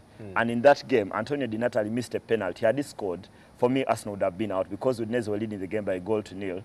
They got 2-0 up, Arsenal out. But they traveled to Turkey. They played Besiktas. It's not the best of times for Turkish teams these days. These are not the heady times of the early 90s when the Fenerbahçes and all the Galatasaray, I remember beating up on Real Madrid coming from 2 goals down to win 3-2. These are not the days when Turkish sides used to do well. I think over the 2 legs, Arsenal will do enough. I actually think they'll go to Turkey and win tonight and actually do the double next week and get to the next one. Even if they don't have Kieran Gibbs, I think he's struggling with an injury, a hamstring problem. And Yaya Sanogo didn't travel to Turkey because he also has a problem with the Achilles. So you've got to think that regardless of. Well, onto the Spanish Cup, Real Madrid face Atletico, but a lot has changed. Yeah. Atletico still have players, I'm assuming. They were like Southampton, aren't they? Selling half the squad. But other than that, tell us about Spanish Super Cup. Atletico here because they won the league title last year for the first time in 18 years. And they got to the Champions League final last year, losing to Real. They're undergoing a transition, but after that, they've signed some very good players, especially Antonio Griezmann, who plays off the left. We saw him at the World Cup for France, and Mario Mandzukic, who was ditched by Pep Guardiola at Bayern Munich.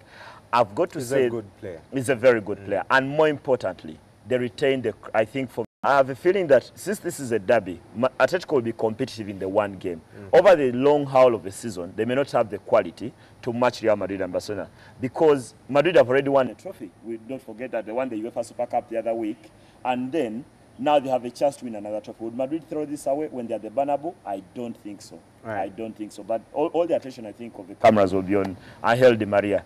They talk that this could be his last game for Real Madrid before he joins Manchester United. And Kalanche, wish he goes to Arsenal. Very quickly, Rwanda is going to court. I saw this because there's a player, the Congolese are saying that one is Congolese. The Rwandese are saying no, that is Rwandese.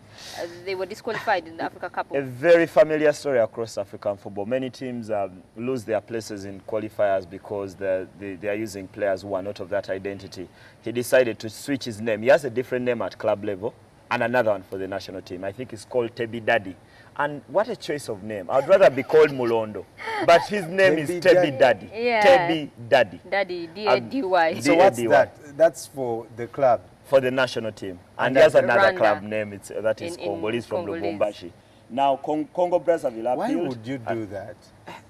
Anyway, I guess we shall maybe talk more about that. It's one of the things that happen across Africa. For me, it's a regular thing. It happens too regularly that there is nothing new about it. Then I'll salute Uganda for not doing that. Yeah, we haven't yet got there. We haven't yet gotten there. Maybe we need to get to the African Cup. I don't know. It's still some players. Well, Isma is going to be here at 1:30 p.m. on Omumuli with Lumansi and Alan. Join them as they talk more sport and, of course, the action that is going to be happening throughout the whole week. Check out your African proverb.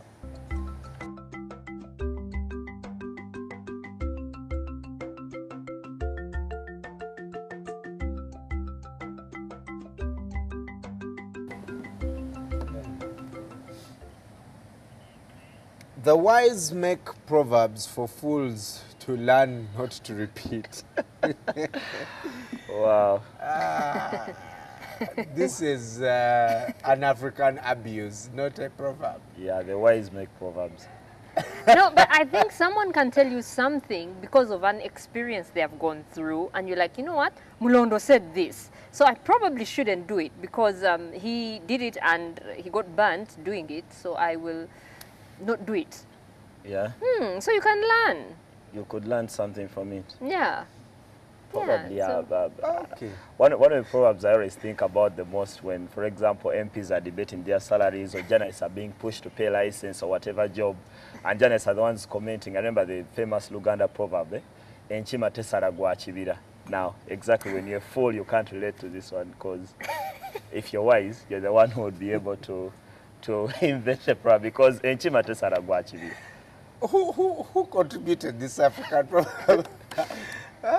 Well, if you have any African proverb, please feel free to head over to our Facebook page, Morning at NTV, and you can also tweet it at Morning at NTV, and we'll profile it on this show. Otherwise, yeah, one to a wise. How does it end? It's enough. Let us also prescribe some to some fools this morning. This is a good one. Go to ntv.co.ug, check out that website. Mwasu's MTI is coming soon. Brilliant show. Burn it up. 10 million shillings up for grabs for the person who will cut those pounds. Love it. And we are still getting more people for Be My Date. I was somewhere doing my hair, and the ladies were like, oh, this week over the men are the ones choosing. And I was like, my goodness. People actually talk about the show. No, and these are people who are probably not on Facebook. You know, you guys go on Facebook to look for white people. What? The person I want from Be My Date, you know. Is the host. Bye-bye.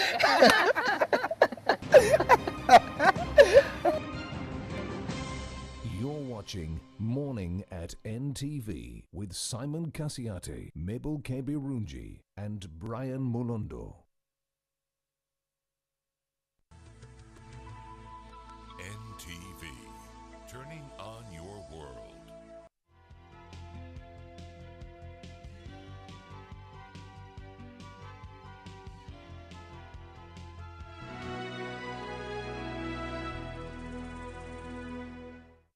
Use White Star Laundry Bar Soap with a lemon fragrance and you'll have a fresh, clean day. Be like a star. Use White Star.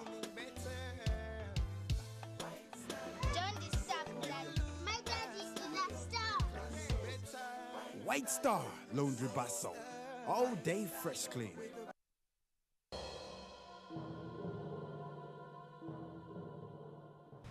Well, this is hardly a negotiation. What is it now? It's a homicide.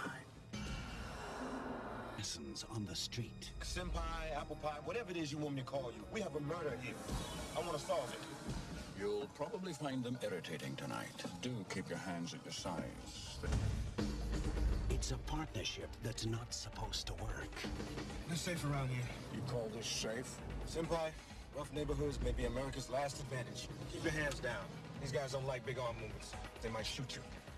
It's a case they're not supposed to solve. It's a game.